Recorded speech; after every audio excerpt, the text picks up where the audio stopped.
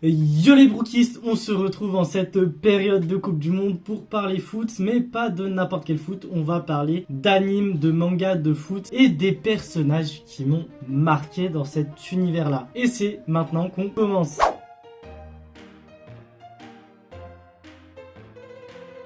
Du coup, dans cette vidéo, on va parler de plusieurs personnages qui m'ont marqué, de plusieurs mangas qui m'ont marqué, de foot, bien sûr, que j'ai lu ou vu. Et ça sera un petit peu intergénérationnel parce qu'il y a plusieurs mangas ou animes que j'ai vus depuis que je suis tout petit jusqu'à aujourd'hui. Et on va commencer avec le premier personnage qui est tout simplement Xavier Foster, alias Xené dans Inazuma Eleven.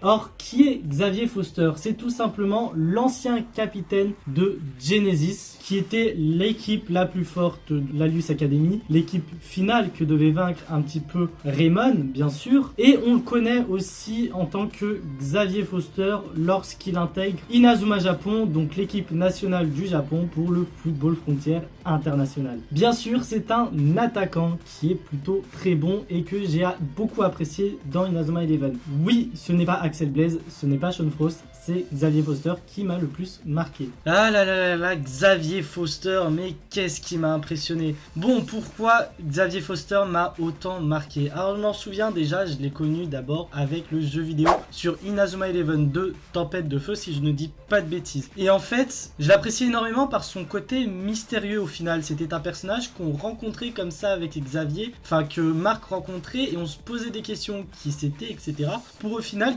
qu'on apprenne que c'est Xené de l'Alius Academy. Donc on voyait qu'il n'avait pas forcément un mauvais fond, mais il était dans le mauvais camp. Et ça, j'ai trouvé ça super intéressant. Sachant qu'il a un style de foot hyper particulier dans le sens où il représente un petit peu l'espace, la galaxie. Sachant que déjà l'Alius Academy représentait ce phénomène-là. Mais je trouve que Xené, donc Xavier, le représente encore plus et jusqu'au moment où il est aussi à Inazuma Japon. Je trouve vraiment cet aspect-là hyper beau, hyper intéressant. Il nous a apporté quand même de très belles techniques visuellement, que ce soit la frappe stellaire ou encore le météore géant. Qui se souvient du météore géant? Ça a été juste incroyable. Et pour terminer, ses relations avec d'autres personnages comme Jordan Greenway ou Janus, mais aussi Mark Evans sont hyper intéressants comme on l'a dit. D'abord pour Jordan Greenway alias Janus, ils ont été coéquipiers dans l'Alius Academy et ont tous les deux fait partie d'Inazuma Japon. Donc on a un petit peu ce parcours qui est assez intéressant. Mais pour Mark, au final en fait on les a connus comme deux potentiels amis, on savait pas trop. Puis ensuite deux adversaires et ils redeviennent amis lorsque l'Alius Academy est terminée. C'est tout simplement tout cela qui fait que j'apprécie énormément Xavier Foster. On continue ensuite avec un autre manga qui malheureusement ne fait plus autant parler. C'est tout simplement Captain Tsubasa et on va parler de Taro Mizaki alias Ben Baker pour ceux qui ont connu la version française Olive et Tom. Donc déjà, qui est Taro Mizaki? C'est tout simplement un jeune garçon qui vit avec son père et qui était passionné de foot. Il faut savoir que son père est artiste peintre et qui voyage énormément et tout au long de son voyage, Taro va rencontrer plusieurs personnes, notamment Hyuga par exemple, ou tout simplement Tsubasa parce qu'il va rejoindre le Nankatsu FC. Sachant qu'il est très timide, c'est un jeune garçon très timide, il va tout simplement développer et prendre sur soi grâce au foot et ça je trouve super intéressant. Mais Taro Mizaki ce n'est pas que ça et on va aussi voir ce que c'est justement. Bien sûr on ne parle pas de Taro Mizaki sans lui parler de sa passion pour le foot parce que comme Tsubasa il ne quitte jamais un ballon des pieds et c'est un très grand fan de foot. Il intègre le Nankatsu SC pour la première fois lors du 26e tournoi annuel entre Nankatsu et j'ai plus le nom de la deuxième équipe, mais c'est l'équipe rivale du Nankatsu, enfin bref. Il va remplacer Ryo Ishizaki lorsqu'il va se blesser à la cheville et c'est comme ça qu'il va intégrer l'équipe du Nankatsu SC. Sachant que Taro est un attaquant lorsqu'il est au Nankatsu SC, mais son poste de base est tout simplement le milieu offensif, ce qui est déjà super intéressant. D'ailleurs, on va pas parler de Ryo Ishizaki, mais grosse mention à ce défenseur que j'apprécie énormément et qui nous a fait des dingueries.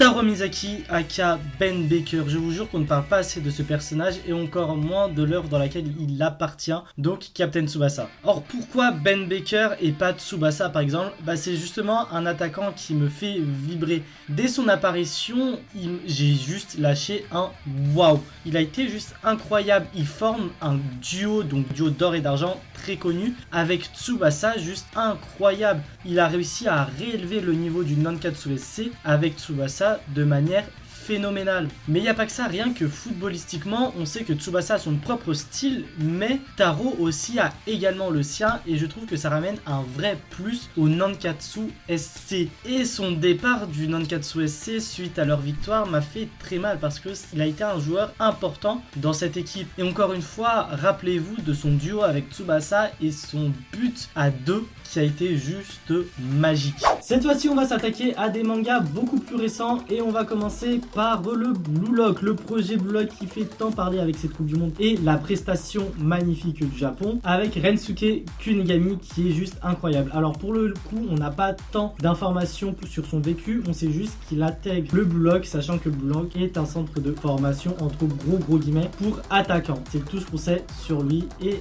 on a d'autres infos. Je vais vous dire pourquoi je le kiffe de toute façon, mais ça c'est tout de suite que ça se passe.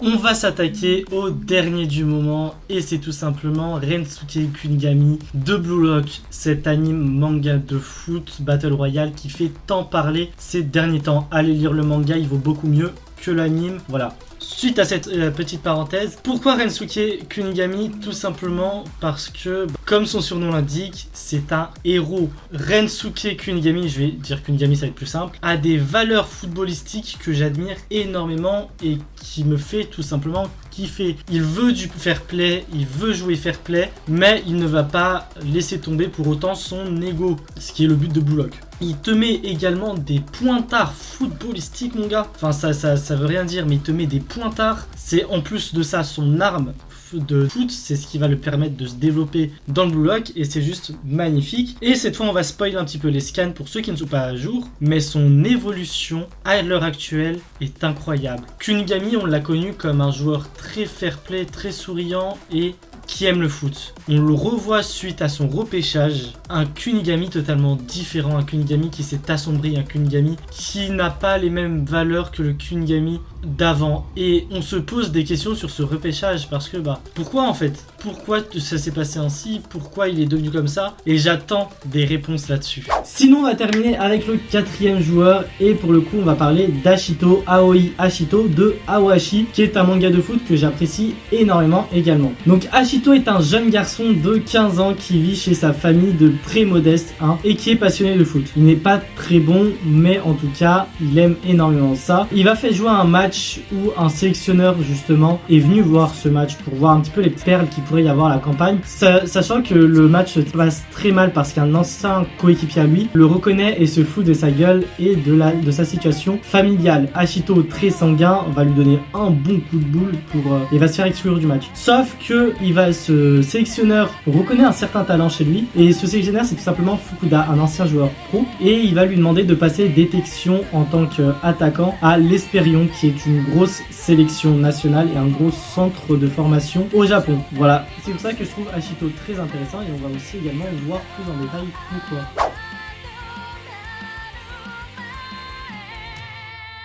Du coup on va s'occuper du petit nouveau Aoi Ashito qui est un attaquant tout simplement qui nous réserve pas mal de surprises parce que à la base il n'a aucune base footballistique. Il joue à M de manière totalement random et il finit par aller à l'Esperion qui est quand même un centre de formation. Alors pourquoi, vous me direz, pourquoi est-ce qu'il va finir dans ce centre de formation? Et ben c'est tout simplement son talent caché que Fukuda découvre que je trouve hyper intéressant. Il a une vision du terrain et une anticipation assez importante pour pouvoir avoir l'espoir de rejoindre un centre de formation. Et le kiff surtout avec Aoi Ashito, c'est tout simplement qu'on le voit progresser, qu'on le voit avoir ses bases footballistiques tout en développant son talent. Donc c'est pas un joueur qu'on suivra à un instant T, mais c'est un joueur vraiment qu'on suis dans sa progression footballistique et dans sa carrière, rien qu'en tant que lycéen, et puis peut-être pourquoi pas en tant que footballeur professionnel, parce que j'en sais rien de tout ça, je ne suis